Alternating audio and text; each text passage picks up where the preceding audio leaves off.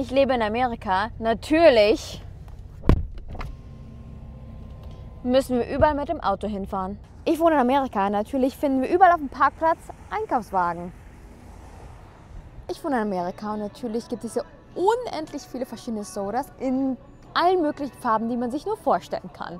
Ich wohne in Amerika. Natürlich ist die originale Fanta orange. Und die gelbe Fanta ist hier Ananas. Ich wohne in Amerika und natürlich gibt es hier eine ganze Abteilung nur für Cerealien auch. Ich wohne in Amerika und natürlich ist es ganz oft so, dass es hier keine Bürgersteige gibt und dann muss man einfach auf der Straße laufen. Ich wohne in Amerika und natürlich ist vor fast jedem Haus eine amerikanische Flagge. Ich wohne in Amerika und natürlich das Erste, wenn man hochschaut, ist das unsere Aussicht.